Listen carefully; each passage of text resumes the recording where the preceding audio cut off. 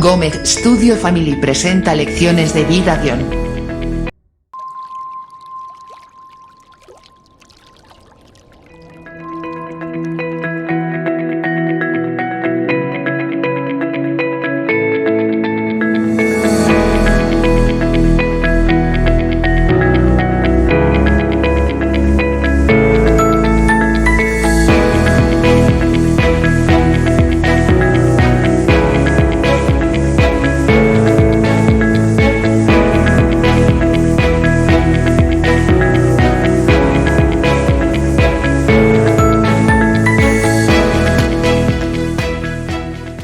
Gómez Studio Family presenta Lecciones de Vida. Tema de hoy: la creación. Dios les bendiga. Bienvenido o bienvenida a Lecciones de Vida, o lo que conocemos más comúnmente como la escuela sabática. Y durante este trimestre estudiaremos el libro de Génesis, el libro de los comienzos. La palabra española Génesis deriva del griego Génesis, que significa principio, que a su vez deriva del hebreo Bereshit, que quiere decir en el principio, la primera palabra del libro. Por ende, la primera palabra de toda la Biblia, en el principio, o sea, Génesis. El Génesis, amados, nos da el fundamento, la base sobre la que descansan todas las demás escrituras. Es más, todas las doctrinas de la Biblia tienen su origen en el Génesis. No sin causa ha sido el libro más atacado por el enemigo, porque nos habla de la creación y del Creador, y por ser el Creador es el único que debe ser adorado. Debido a que es el primero y es tan primordial para todo lo que viene después, Génesis es probablemente el libro más citado en el resto de las Escrituras. Génesis es importante porque es el libro que, más que cualquier otra obra, en cualquier parte, nos ayuda a comprender quiénes somos como seres humanos. Una verdad especialmente importante ahora, en una época en la que la humanidad se considera meramente un accidente, una creación fortuita de un universo puramente materialista.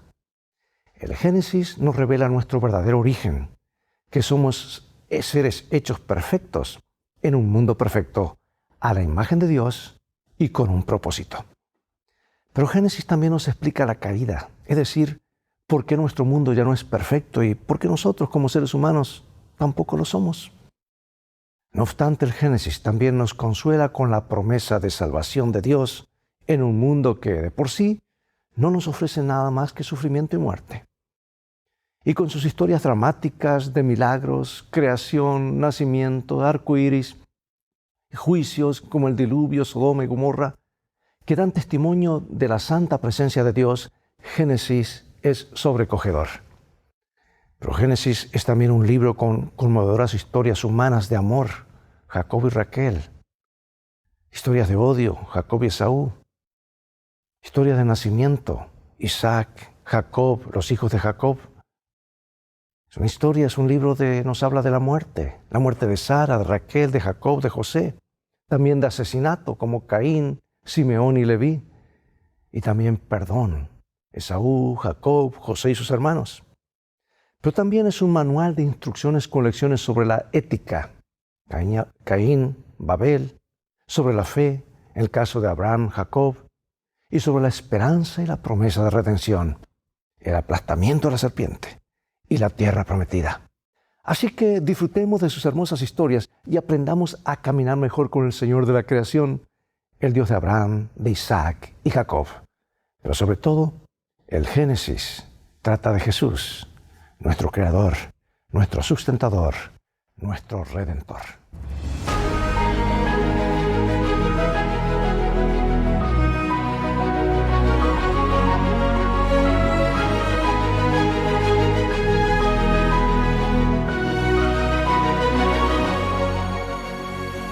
Bueno, repitamos juntos el primer versículo, así comienza la Biblia, las Escrituras, Génesis 1:1. ¿Tú lo sabes de memoria? En el principio creó Dios los cielos y la tierra. El libro de Génesis, y por lo tanto la Biblia en general, comienzan con los actos de creación de Dios. Y este hecho es muy importante porque significa que nuestra creación marca el comienzo de la historia humana y la historia bíblica. Esta verdad también implica que la historia de la creación del Génesis tiene la misma veracidad histórica que otros acontecimientos de la historia humana y bíblica. Los dos pasajes de la creación en Génesis 1 y 2 contienen lecciones sobre Dios y la humanidad.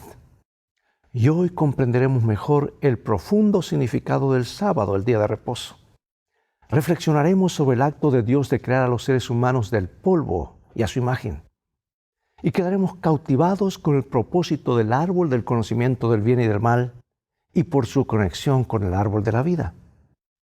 La lección más importante de las historias bíblicas, de los comienzos, es sobre la gracia.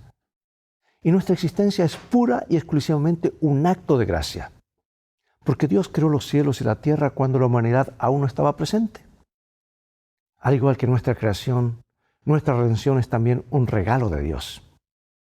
Y cuán profundo es que ambos conceptos, creación y redención, se encuentren en el mandamiento del sábado.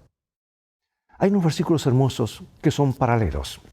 Vamos a leer Génesis 1:1 y Salmos 100:1 al 3. En el principio creó Dios los cielos y la tierra. Cantad alegres a Dios, habitantes de toda la tierra. Servid a Jehová con alegría, venid ante su presencia con regocijo. Reconoced que Jehová es Dios.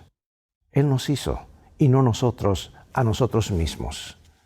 Pueblo suyo somos, y oveja de su prado. El texto de la creación comienza con un énfasis en Dios, el autor de la creación. Y a decir verdad, el libro de Génesis comienza con dos presentaciones diferentes de Dios. El primer relato de la creación presenta a Dios como infinitamente alejado de la humanidad, el Dios trascendente. Pero el segundo relato de la creación es la misma creación, no estoy hablando de dos creaciones, sino relatos contados dos veces. El segundo relato presenta a Dios como cercano y personal. El Dios inmanente, el Yahvé, cuyo nombre muchos creen que denota cercanía y relación. Por ende, entonces, el texto de la creación en su conjunto es un llamado implícito a adorar a Dios. En primer lugar, a ser conscientes de la infinita grandeza y poder de Dios y al mismo tiempo reconocer nuestra dependencia de Él, porque Él nos creó y no nosotros a nosotros mismos, como dice el salmista. Es por eso que muchos de los salmos a menudo asocian la adoración con la creación. Esta doble visión de un Dios que es majestuoso y poderoso y a la vez también es cercano, amoroso y tiene un vínculo con nosotros, contiene un aspecto importante sobre cómo debemos dirigirnos a Dios al adorarlo. Solo cuando nos hayamos dado cuenta de que Dios es grande, podremos apreciar su gracia y disfrutar estremecidos de su maravillosa y amorosa presencia en nuestra vida. Medita sobre el vasto poder de Dios que sostiene el cosmos y no obstante puede estar cerca de cada uno de nosotros. Pregunto, ¿por qué es esta verdad tan asombrosa y tan importante? Hay una expresión que se repite como un estribillo en los capítulos 1 y 2 que dice, era bueno en gran manera. Y generalmente se entiende que este adjetivo significa que la obra de la creación de Dios fue exitosa y que la observación de Dios de que era buena significa que funcionó, dio resultados. La luz iluminaba, las plantas daban frutos y así sucesivamente. Pero esta palabra se refería a algo más que a la eficiencia de una función. La Biblia también utiliza la palabra hebrea tov para expresar una apreciación estética de algo hermoso. O sea que la frase era bueno significa que la creación estaba funcionando bien y que era hermosa y perfecta y que no había maldad en ella.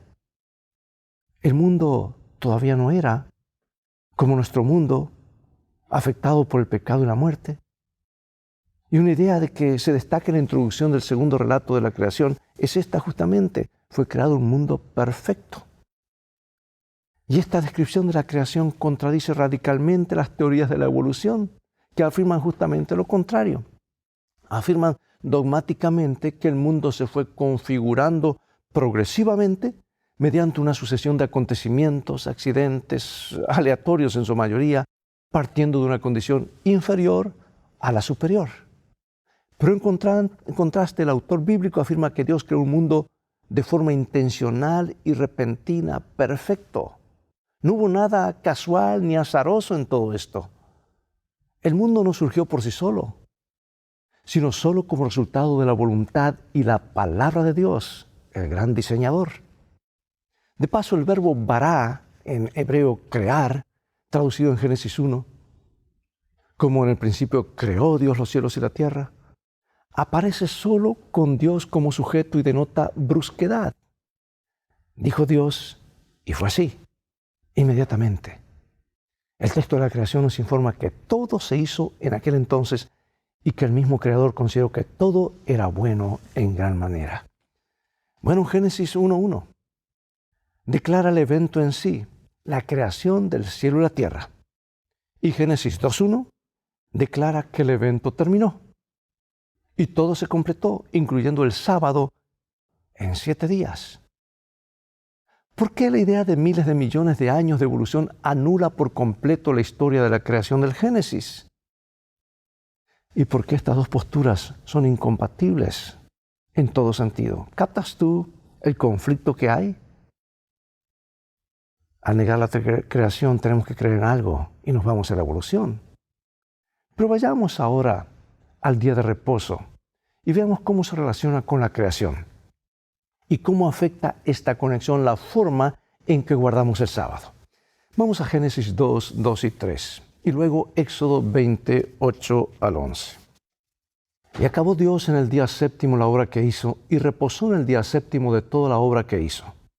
Y bendijo Dios al día séptimo y lo santificó porque en él reposó de toda la obra que había hecho en la creación. Y ahora el mandamiento dice, acuérdate del día de reposo para santificarlo. 6 días trabajarás y harás toda tu obra, mas el séptimo día es reposo para Jehová tu Dios. No hagas en él obra alguna, tú, ni tu hijo, ni tu hija, ni tu siervo, ni tu criada, ni tu bestia, ni tu extranjero que está dentro de tus puertas. Porque en 6 días hizo Jehová los cielos y la tierra, el mar y todas las cosas que en ellos hay, y reposó en el séptimo día. Por tanto Jehová bendijo el día de reposo y lo santificó. Bueno, precisamente porque acabó Dios sus obras de creación, instituyó el sábado. Por tanto, el sábado es la expresión de nuestra fe en que Dios terminó su obra en ese momento y que la consideró buena en gran manera. Por eso guardar el sábado es unirnos a Dios en el reconocimiento del valor y la belleza de su creación. Nosotros podemos descansar de nuestras obras, así como Dios descansó de las suyas.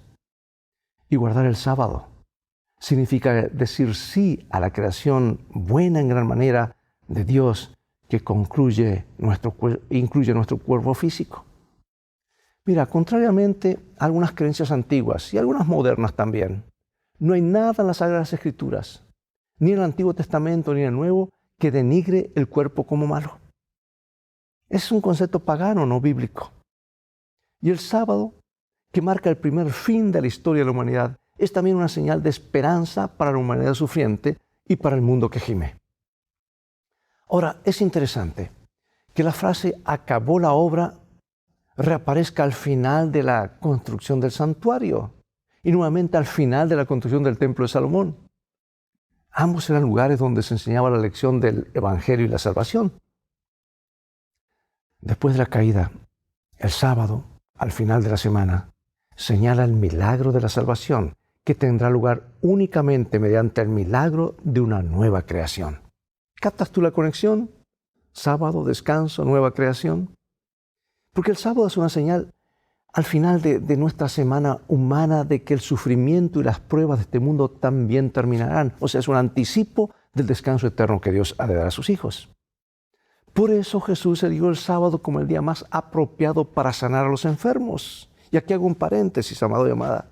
Si tú quieres ver milagros en tu vida, asiste el sábado a la iglesia. No llegues un día tarde a tu cita con el Señor. ¿Por qué digo esto?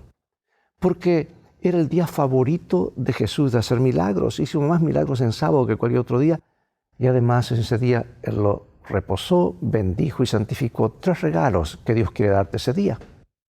Así que contrariamente a las tradiciones a las que los dirigentes se aferraban, mediante las sanciones sabáticas, Jesús le hizo ver al pueblo y a nosotros el momento en que todo el dolor, todo sufrimiento, toda muerte habrá terminado, que es la conclusión definitiva del proceso de salvación. De paso, en los días de Jesús, nunca el sábado fue discutido, sino la forma como guardar el sábado. Todos estaban en sábado, el día del Señor, pero la forma como lo obligaban a guardarlo es lo que Jesús mismo vino a corregir. Por lo tanto, amados, cada sábado nos señala la esperanza de la redención. Y al descansar en el día de reposo, pregunto, ¿cómo nosotros experimentamos el descanso y la salvación que tenemos en Jesús ahora? Y que en última instancia se cumplirá en la creación del nuevo cielo y la nueva tierra. Que este sábado que vivimos hoy pues es un día de renovación para poner tus ojos en el descanso eterno que pronto Jesús nos ha de dar. Consideremos ahora la creación de la humanidad.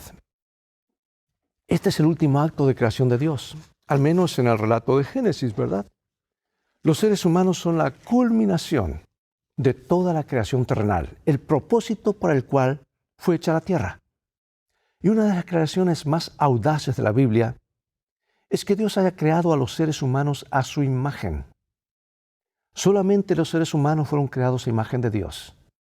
Aunque dice que hizo Dios animales de la tierra según su género, creó Dios al hombre a su imagen. Y esta fórmula a menudo se ha limitado a la naturaleza espiritual de los seres humanos, que se interpreta en el sentido de que la imagen de Dios significa solo una función administrativa de representar a Dios, o la función espiritual de la relación con Dios, o de unos con otros. Si bien estas interpretaciones son correctas, no incluyen la importante realidad física de esta creación.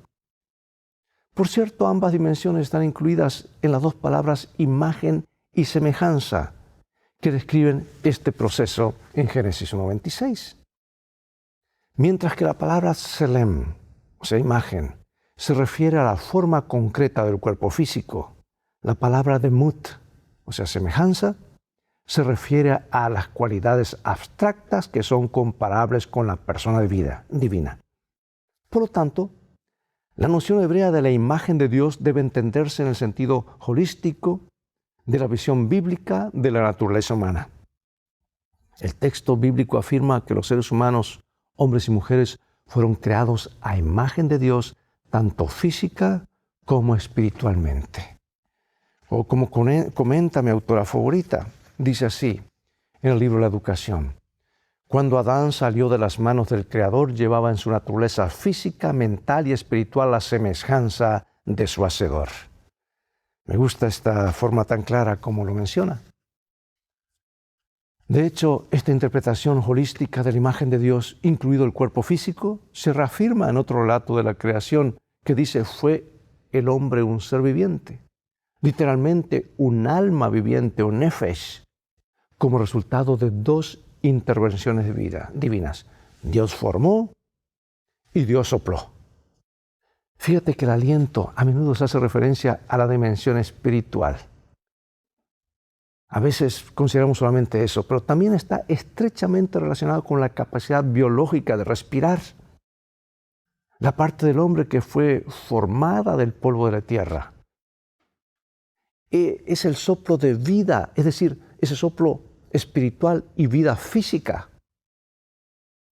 Luego Dios llevará a cabo una tercera intervención, esta vez para crear a la mujer del cuerpo del hombre, una forma de enfatizar que ella es de la misma naturaleza que el hombre. Tan pronto, amados, como Dios creó al primer hombre, le ofreció 3 regalos: el jardín del Edén, el alimento y la mujer. Por eso pregunto, ¿cuál es el deber del hombre hacia la creación y hacia Dios? ¿Cómo se relacionan esos dos deberes entre sí? Vamos a Génesis 2, 15 al 17. Tomó pues Jehová Dios al hombre y lo puso en el huerto de Edén para que lo labrara y lo guardase. Y mandó Jehová Dios al hombre diciendo: de todo árbol del huerto podrás comer, mas del árbol de la ciencia del bien y del mal no comerás, porque el día que de él comieres, ciertamente morirás. El primer deber del hombre se refiere al medio ambiente natural en el que Dios lo ha puesto. Dice cultivarlo y cuidarlo. Este verbo en hebreo, avad, cultivar, alude al trabajo. No es suficiente recibir un regalo. Tenemos que trabajar en él y hacerlo fructífero. Una lección que Jesús repetirá en sus parábolas de los talentos, ¿verdad?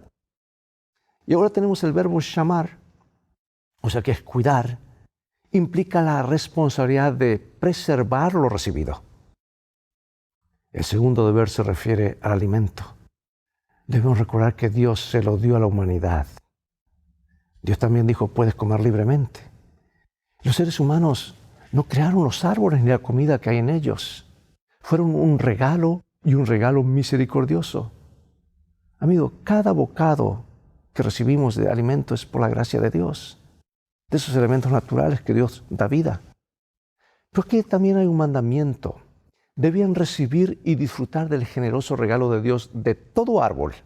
Sin embargo, como parte de esta gracia, Dios agrega una restricción. No deben comer de un árbol en concreto. Disfrutar sin ninguna restricción te conducirá a la muerte. Y este principio estuvo desde el mismo jardín del Edén, desde el mismo comienzo. Y en cierto sentido, ese mismo principio existe hoy. Hay limitaciones, ¿verdad? Hay reglas. Bueno, el tercer deber del hombre concierne a la mujer, el tercer regalo de Dios. Dice, dejará el hombre a padre y madre y se unirá a su mujer.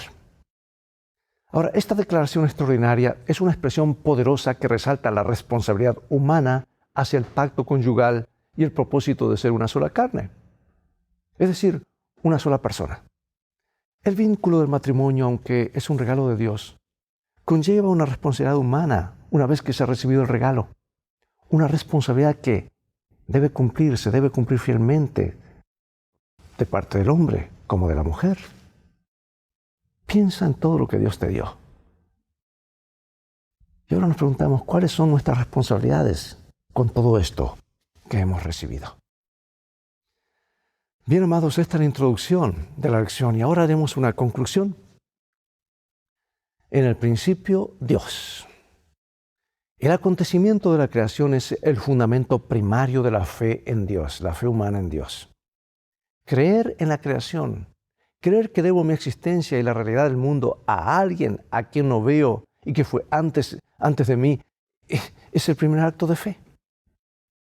Es de destacar que la única definición bíblica de fe está relacionada con la creación, como dice Pablo, el autor de la Epístola a los Hebreos. Dice, pues la fe, la certeza de lo que se espera, la convicción de lo que no se ve. Y la creación es un evento en la historia que tuvo lugar cuando los seres humanos aún no estaban presentes para verlo y atestiguarlo. Y aquí hago un paréntesis. Pronto la fe o el creer por fe la creación se acabará, porque cuando Jesús y la Nueva Jerusalén descienda, la tierra sea hecha cenizas, podremos ver a Jesús creando nuevos cielos y nueva tierra. Podremos ser testigos de su poder creador. La creación es, por lo tanto, el evento por excelencia que requiere fe de este lado de la eternidad. Y por implicación es una revelación de lo alto. También es significativo que Pablo comience su lista de los actos fieles con la creación. Dice, por la fe entendemos que el mundo fue ordenado por la palabra de Dios, de modo que las cosas que se ven no fueron hechas de cosas que son visibles. El pensamiento teológico como la fe debe comenzar primero por el reconocimiento de la creación. Por esto esa ha sido una verdad totalmente atacada por el enemigo, porque socavaría todo lo demás. Yo quiero finalizar con esta cita inspirada por Dios y algunas preguntas de reflexión. Dice así, puesto que el libro de la naturaleza y el de la revelación llevan el sello de la misma mente maestra, no pueden sino hablar en armonía. Con diferentes métodos y lenguajes dan testimonio de las mismas grandes verdades.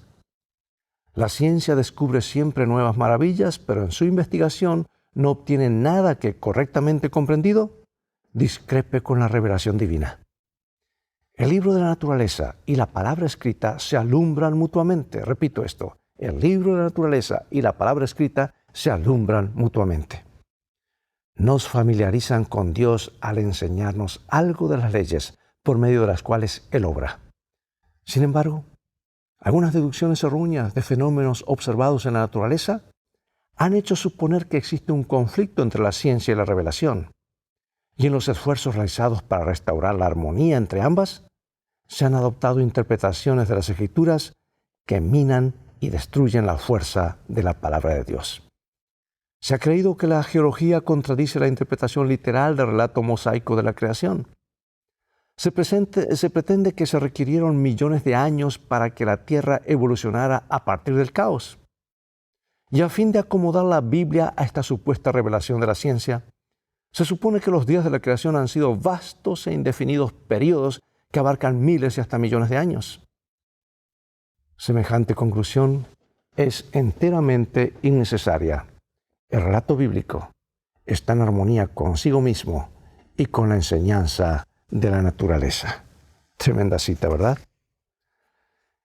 Termino con estas preguntas. ¿Por qué se vería afectada la calidad de nuestra fe si creyéramos que estas historias de los inicios fueran leyendas, mitos, inventados básicamente para instruirnos en lecciones espirituales, pero sin veracidad histórica?